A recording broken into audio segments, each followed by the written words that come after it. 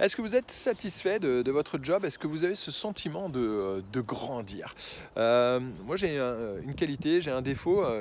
Ma première qualité, c'est que j'ai toujours voulu évoluer dans mon job. J'ai toujours eu cette envie vraiment de grandir et d'apprendre, toujours cette soif vraiment d'apprendre.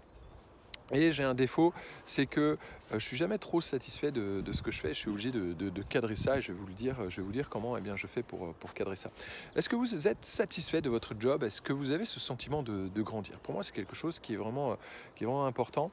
Et je pense que j'ai jamais autant grandi depuis que je fais du coaching en ligne. Alors, j'ai toujours provoqué personnellement les choses, dans cette envie de grandir, dans cette envie de découvrir, dans cette envie d'évoluer. J'ai donné mon premier cours de step, j'avais jamais donné de step de ma vie, j'étais manager, je savais pas manager une équipe, donc j'ai provoqué les choses, je suis allé au charbon, parfois on n'est pas obligé d'aller au charbon, on peut tout simplement se former. Mais quand on a cette envie de grandir, ça a toujours un coût. Ça a toujours un coût, soit financièrement, c'est un coût, ça nous demande du temps, ou alors c'est un coût aussi physiquement. Et ça, il faut vraiment en prendre conscience. On pense que développer du coaching en ligne, ça va être facile et qu'on va gagner facilement de l'argent. C'est ce qu'on vous fait croire. Je vous le dis, lancer du coaching en ligne, ce n'est pas facile, surtout quand on n'a pas un système, quand on n'a pas un bon marketing en place, quand on ne sait pas vendre. Donc non, ce n'est pas facile. Et ensuite, ça a un coût. C'est un coût physique, puisque vous devez vous investir physiquement. C'est un coût financier, parce que vous allez peut-être devoir vous former là-dedans, parce que c'est quelque chose que on ne nous apprend pas, hein, tout simplement.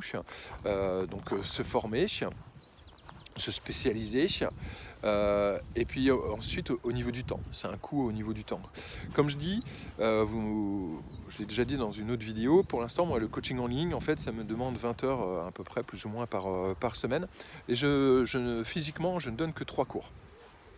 Donc je tourne en vidéo en fait trois séances de sport, et je n'ai qu'un cours de live par semaine, c'est le dimanche matin, et encore je ne suis pas forcément obligé de le donner. Mais par contre, je n'ai pas commencé comme ça. Euh, J'étais manager avant dans une salle, et j'ai quitté mon job parce que je n'avais plus cette sensation de grandir. En fait, j'étais plus cette satisfaction, cette soif j'avais toujours cette soif d'évoluer. Puis j'étais un peu dans une zone de confort, et je suis sorti de ma zone de confort. Donc ça aussi, est-ce que pour l'instant vous êtes dans une zone de confort? Est-ce que ça vous plaît? Peut-être que ça, en fait ça vous plaît. On est parfois dans une zone de confort et puis on y est bien. Mais est-ce que vous êtes satisfait? Puis est-ce que vous avez toujours ce sentiment tout simplement de grandir? Donc personnellement, j'étais vraiment dans une zone de confort. J'étais très bien, tout. Mais voilà, il fallait que je change, en fait. Il fallait que j'apprenne autre chose. J'avais ce sentiment de ne plus rien apprendre. J'étais pas bien, tout simplement. Donc j'ai changé, puis j'ai quitté mon job pour ouvrir en fait un studio de pilates et de yoga. Donc c'était déjà c'est un investissement. C'est un investissement parce que j'ai travaillé seul. Donc je devais commencer, j'ai donné 20 cours par semaine de pilates et de yoga. C'était un investissement aussi financier, parce que si vous avez déjà ouvert un studio, c'est un investissement, puis c'est un investissement aussi en temps aussi, puisque c'est beaucoup de temps pour communiquer, pour donner les cours, pour plein de choses, pour nettoyer la salle, puisque j'étais tout seul pour ouvrir le studio, donc on fait tout quand c'est comme ça.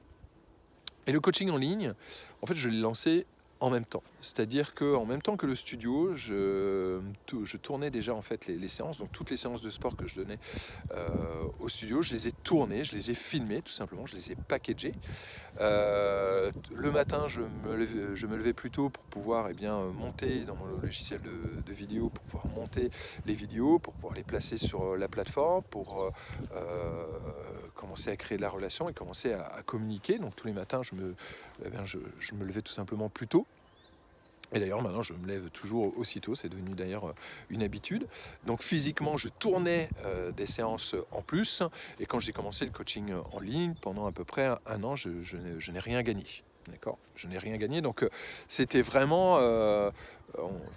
je dis souvent c'est un coût. En fait, c'était pas un coût, c'était pas parce que je dépensais de l'argent pour ma plateforme, pour mettre les vidéos. Je me dépensais physiquement parce que je- j'avais 3 heures, on va dire, de sport à tourner par semaine. Donc c'était aussi un coût physiquement, en plus de mes 20 heures au niveau du studio. Et c'était un coût au niveau du temps parce que c'était pas du temps où je me reposais, où je prenais soin de ma famille, etc. Donc comme je dis toujours, c'était pas forcément un coût, c'est devenu un investissement parce que ça a payé après. Ça a payé après, donc le coaching en ligne, c'est pas facile.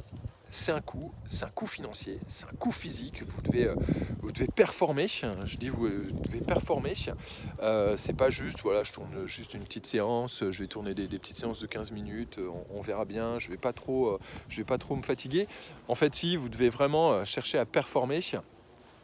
Et vous devez vraiment vous investir si vous voulez réussir dans le coaching en ligne. Donc ça, c'était vraiment le message du jour. Si vous avez cette soif de grandir, eh bien, à un moment donné, en fait, vous allez devoir vous investir et ça doit être un investissement, ça doit pas être un coût. Et ensuite, vous devez canaliser cet investissement.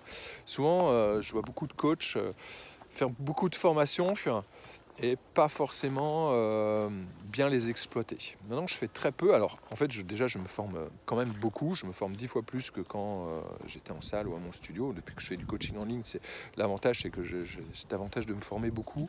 Par contre, maintenant, j'utilise mes formations à leur plein potentiel. C'est-à-dire que vraiment, j'y vais à fond. Je prends vraiment le temps de bien les exploiter, de bien les digérer, et d'être vraiment performant à chaque fois que je fais une formation. Et ça change beaucoup parce que parfois avant je faisais beaucoup de formations, enfin je faisais des formations mais j'allais pas au bout en fait tout simplement des choses.